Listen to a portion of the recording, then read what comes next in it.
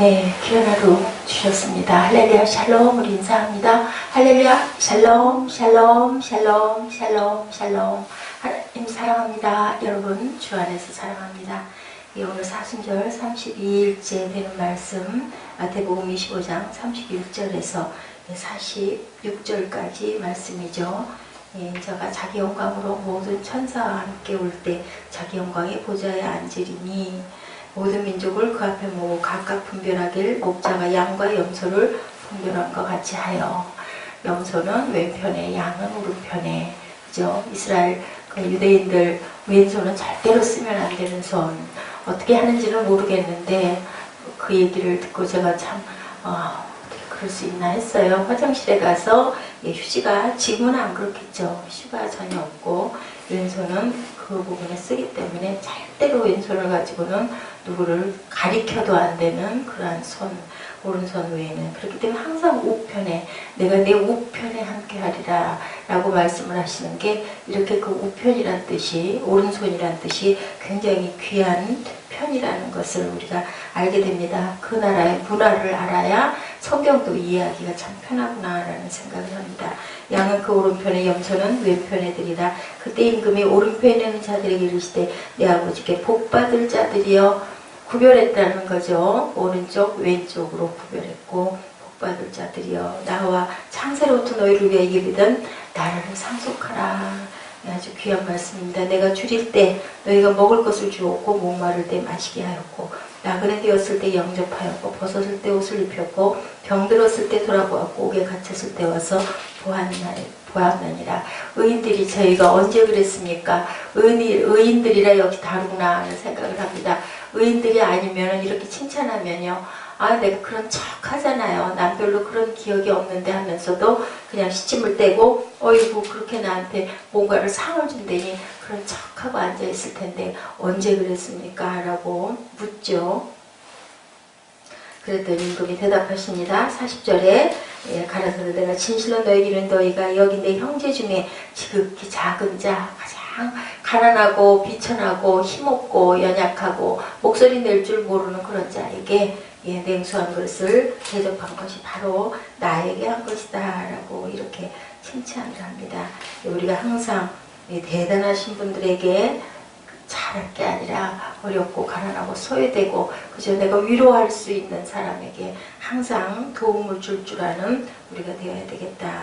그것이 한 것이 바로 내게 한 것이다. 왼편에 있는 자들에게는 저주를 받은 자들아 나를 떠나 마귀와 그 사자들을 위하여 예비된 영영한 불에 들어가리라. 험하게 문책하십니다. 그랬더니 저희가 언제 그랬느냐. 임금이 내가 진실로 너희를 이 지극히 작은 자 하나에게 하지 아니한 것이 곧 내게 하지 아니한 것이니라 하시니 저희는 영벌의 의인들은 영생에 들어가리라 하시니라 라고 이렇게 말씀하고 있어요. 오른편에 있는 의인들의 특성, 그리고 왼편에 있는 악한 자들에게 말씀하시는 엄한 문책입니다. 양과 염소로 비유하죠. 오른편에 앉게 될 의인들의 특징은 세상에 살 때 이웃과 사랑과 긍휼을 베풀었던 사람들, 그렇지 않은 사람들, 그리고 그 모든 것을 하나님에 대할 듯, 하나님 대하듯이 진실과 성실로 했다라고 칭찬을 하죠.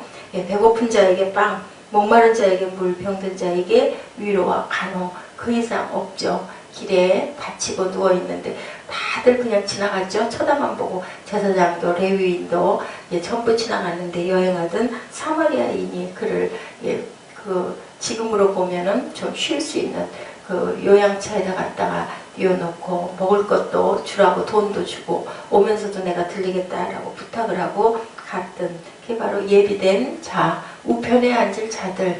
그렇게 그 마음에 그런 마음이 오게 되어 있다는 거죠.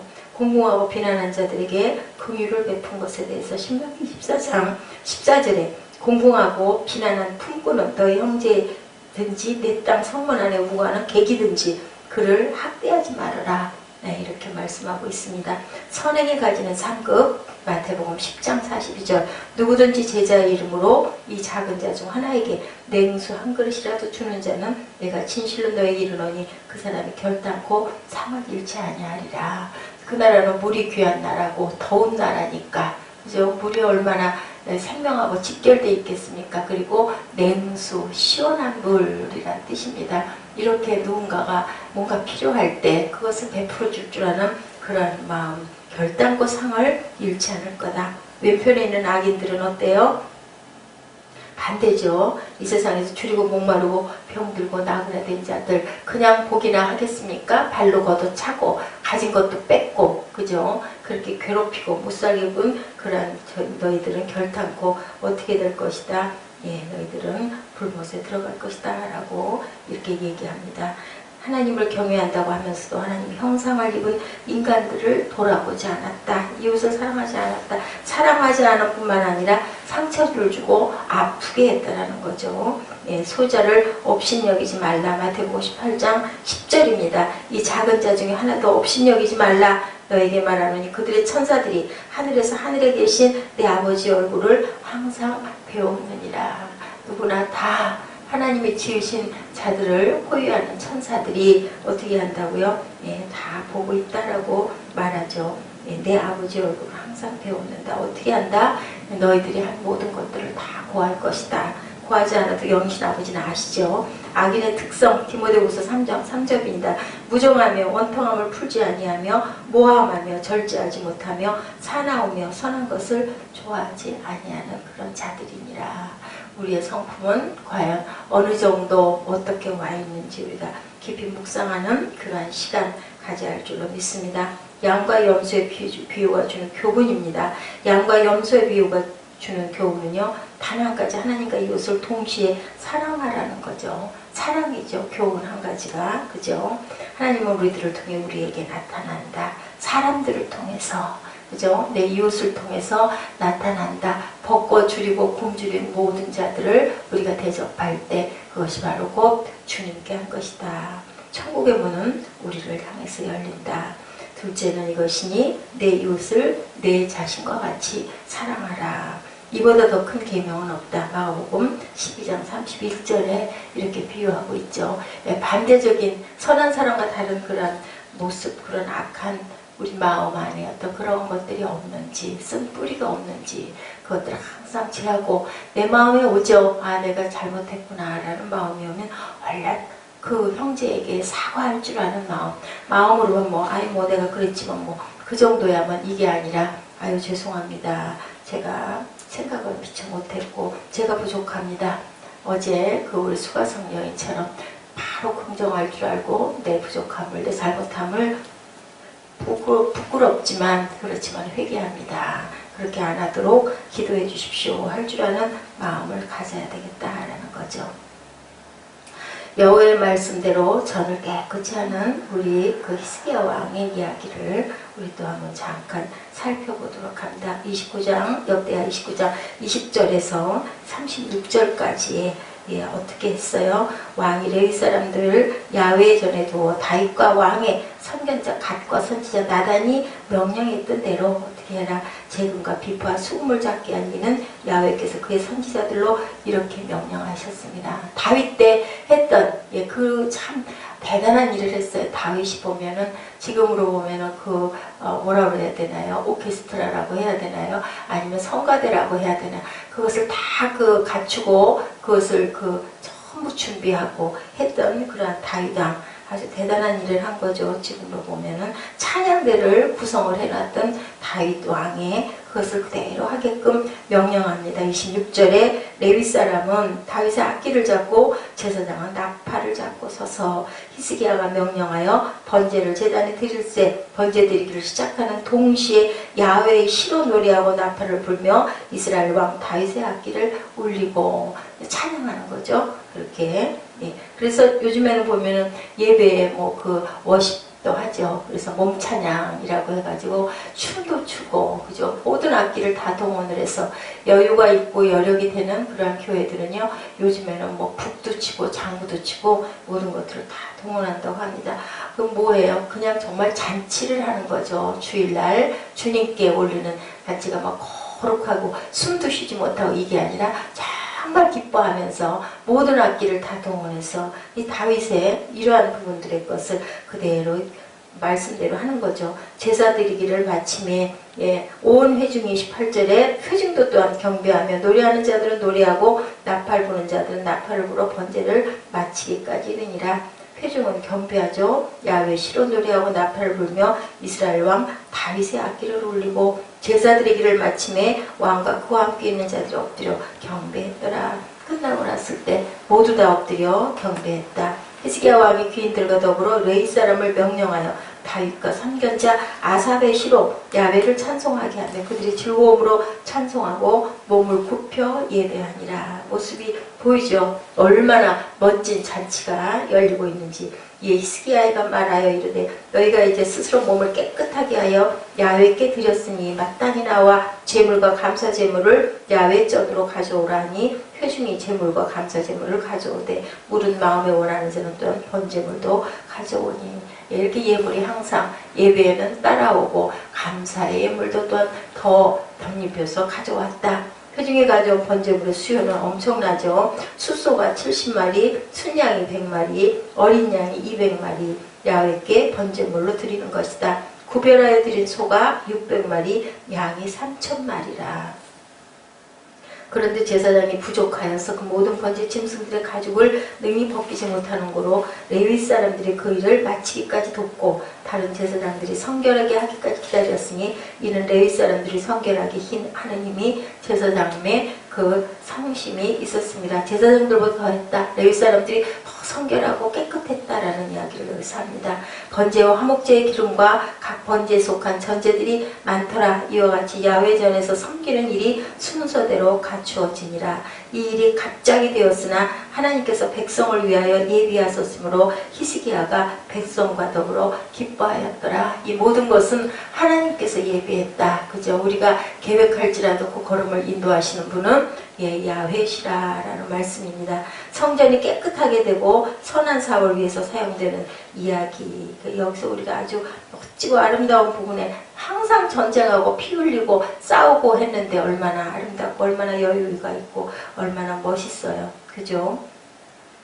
히스기야 왕이 성전에다가 성회를 소집한 것은 바로 그 다음날. 그 다음에는 이제 뭐예요? 회의를 해요. 20절에 예루살렘에 있던 선한 백성들은 모두 기뻐하며 야훼 집에 올라가자. 시편 121편 1절에도 증거합니다. 히스기야는 성전이 준비되었다는 소식을 듣자 조금도 지체함이 없이 자기가 준비한 일을 시작을 했다고 증거하고 있습니다. 일찍 일어나 야훼 집으로 가고 다른 날보다 일찍 일어났다는 것은 어때요? 우리가 뭔가 설레는 일 있을 때, 그죠? 우리 어렸을 때 소풍날 기억 안 되십니까? 저는 기억이 되는데 잠이 안 와요. 새벽부터 눈이 발동발동 떠져가지고 몇 시인가, 그때는 시계도 참 귀했죠. 뿌옇게 밝아오는 창에 온밤중에 깜깜할 때도 눈을 뜨고 그렇게 기다리고 설레었던, 지금은 그런 울렁거림이들 있으신가 모르겠어요. 보면은 이날을 두 가지 면에서 우리가 살펴보면요, 지난 통치 때 지은 죄를 첫째는 속죄해야 되는 거예요. 우리가 항상 죄를 속죄하고 회개해야만 뒤집어지죠. 우리가 그 모든 것들을 다 해먹은 것들 털어내고, 그죠? 봄 되면 어떻게 해요? 온 집안 대청소하고 옷두막 갖다 말리고 그 이불도 말리고 했던 것처럼 이렇게 우리 속에 있는 모든 것들을 털어내야 된다. 죄를 슬퍼하며 떠나는 것만으로 충분치 않고 어떻게 해서 속죄 제물도 드립니다. 그렇게 생각하죠? 우리의 회개와 또 마음을 돌이키는 거, 누가 제물 대신 주님이 대신해 주셔서 요즘에는 저희가 그냥 기도하고, 그죠? 마음으로 묵상하고 말씀 묵상하고 기도하고 찬양하고 주님께 그 마음을 드리면 되지만, 구약에는 모든 재물을 갖다 또 용서를 빌었습니다. 그의 피를 통하지 않고는 어떤 회개도 일어날 수가 없었기 때문에 제사장이 꼭 동원이 되어야 되었던 구약의 내용들이죠. 속죄 제물은 나라와 성소와 유다를 위해 드리는 것이었다. 21절에 그렇게 말씀하죠. 수송아지 7마리와 순양 7마리와 어린 양 7마리와 순염소 7마리를 끌어다가 나라와 성소 유다를 위하여 속죄 제물로 삼고 아론의 자손 제사장들을 명령하여 야훼 제단에 드리게 하니, 그냥 드린 게 아니라 정해진 숫제대로 정결하게 해서 그 법칙대로 숫소를 잡으며 제사장들이 피를 받아 제단에 뿌리고 22절이요. 순양들을 잡음에 그 피를 제단에 뿌리고 어린 양들을 잡음에 그 피를 제단에 뿌리고 이에 속죄제물로 드릴 순념소들을 왕과 회중 앞으로 끌어오매 그들이 그 위에 안수하고 제사장들이 잡아 그 피를 속죄제로 삼아 제단에 드려 온 이스라엘을 위하여 속죄하니 이는 왕이 명령하여 온 이스라엘을 위하여 번제와 속죄제를 드리게 하였습니다라. 이렇게 한 다음에 그 다음에 경배하고 찬양하고 나팔 불고 그죠? 그렇게 잔치를 했다라는 거죠. 먼저 속죄하고 백성들의 죄를 속죄하기 위한 것들을 이렇게 다 합니다. 그들 모두가 타락했기 때문에 모세율법은 모든 회중의 죄를 속죄하기 위해 제물을 바치라고 레위기 4장 13절 민수기에 또한 15장 24~25절에 증거하고 있습니다. 그 민족의 죄로 인하여 민족 전체가 받을 심판을 면하기 위해서 누구나 다 죄지었다. 우리 모든 민족을 씻어주시옵소서 하고 전체의 속죄를 하는 거죠. 이러한 목적을 위해서 우리가 각자 우리 죄 회개를 지금은 하고 구원해 주신 주님을 우리가 깊이 기억하고 그리스도께로 우리의 눈을 늘 돌리고 나는 주님이 속죄해 주셨습니다. 항상 뭐밖에 없을까요? 감사밖에 없죠. 100데나리온을 사해 주셨는데 우리 형제의 작은 달란트 그거 정도 아무것도 아니다라는 거죠. 그렇기 때문에 우리는 정죄하면 안 된다라는 겁니다. 7마리나 제물로 바쳤다 21절 회중의 죄가 매우 오랫동안 크게 범해진 때문에 7마리 완전 숫자죠. 우리의 위대하신 속죄자는 단 한 분이셨으나 성결케 된 자들을 위해서 영원히 완전하신 분이다. 이렇게 증거합니다. 또한 왕과 회중 속죄 제물로 드릴 순념소 위에 또한 안수했다 23절 그것은 그들이 스스로가 하나님 앞에서 유죄함을 시인하는 행위 죄인의 죄가 그 제물에게 전가되게 해서 한 마리는 성문 밖으로 내보내고 한 마리는 번제를 뜨는 거죠. 그 죄가 다 그 양에게 옮겨졌다라는 그런 의식들을 합니다. 그리고 속죄제와 함께 번제물이 숫송아지 7과 순양 7과 어린 양 7을 바쳤다. 번제를 드린 의도는요, 그들이 오직 한 분이신 참된 하나님으로 인정한 이스라엘의 하나님께 영광을 돌리기 위한 그러한 의식이다라는 거죠.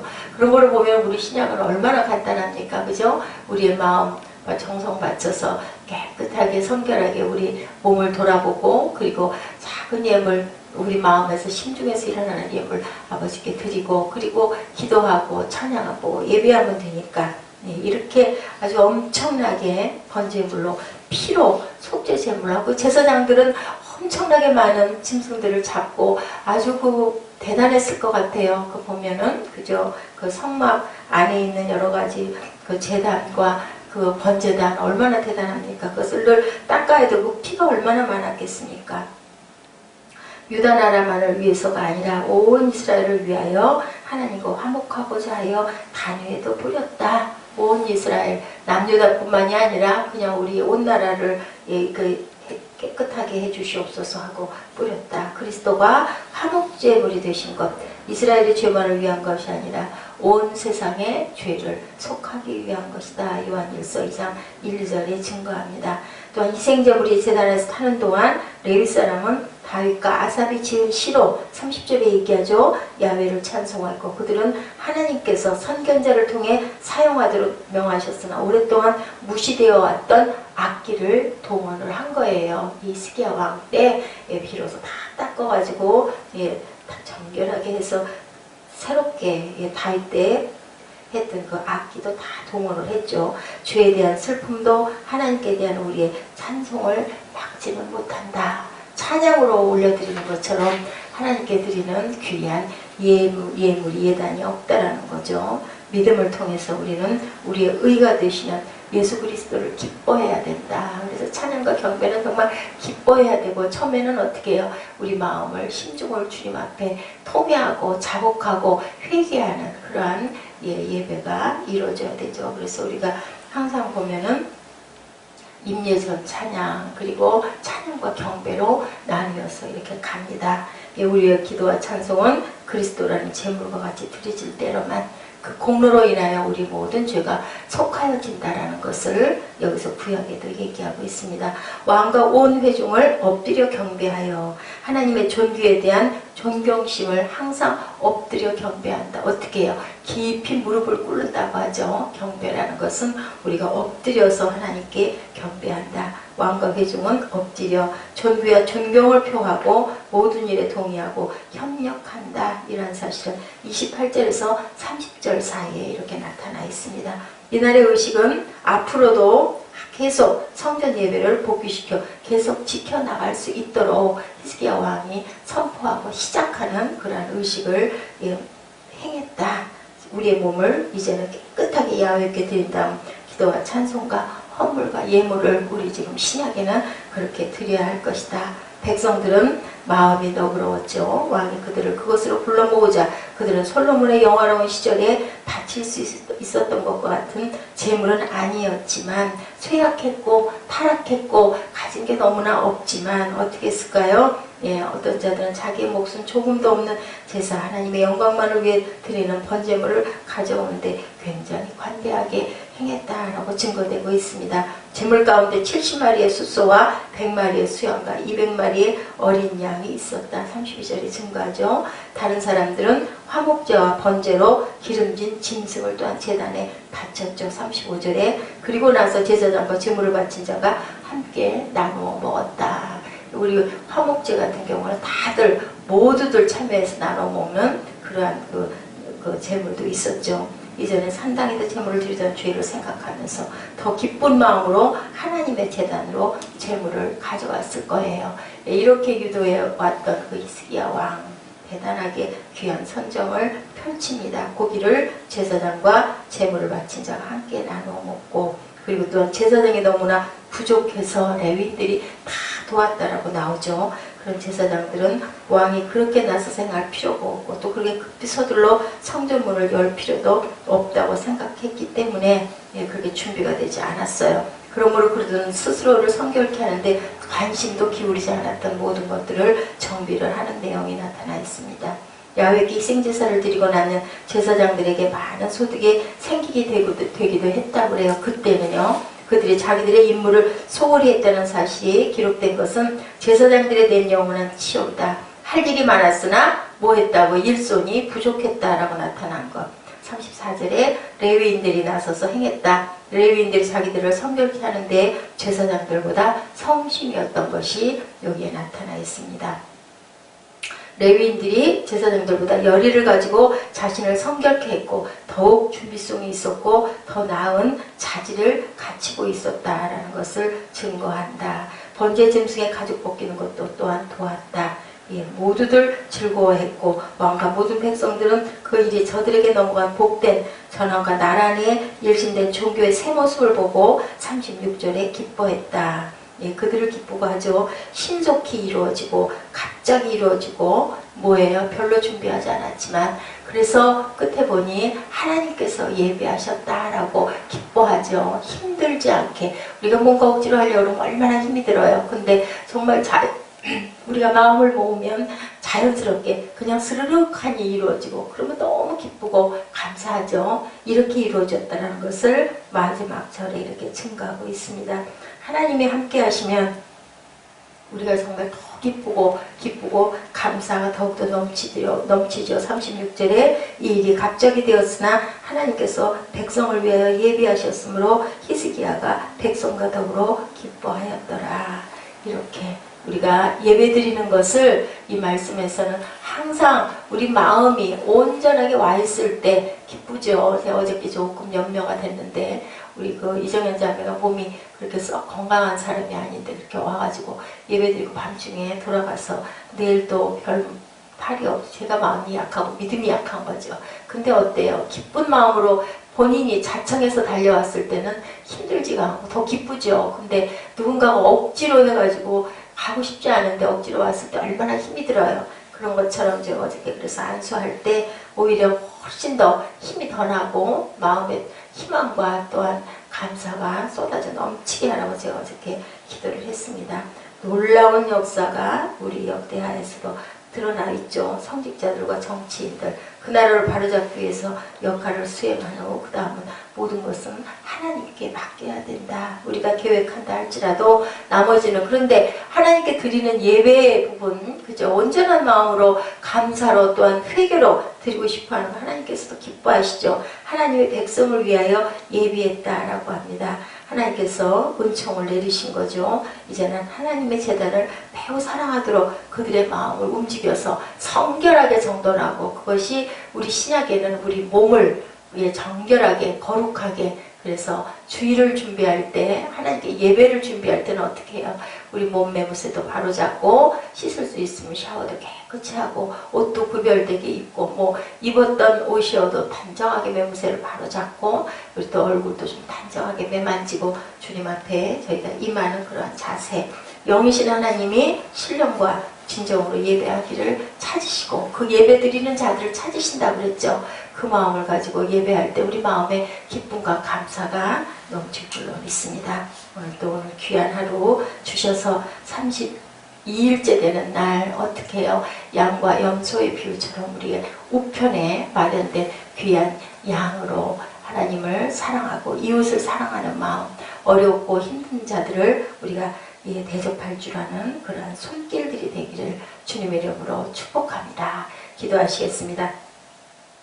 하나님 감사합니다. 이렇게 귀한 주님 은혜를 하나님 나누게 하시고 이렇게 레위인들과 제사장들이 온 백성들과 함께 히스기야 왕의 집전을 통하여서 하나님을 기뻐하고 연주되지 않았던 다윗의 악기도 동원하여 연주했던 그 아름다운 모습을 저희들이 연상합니다.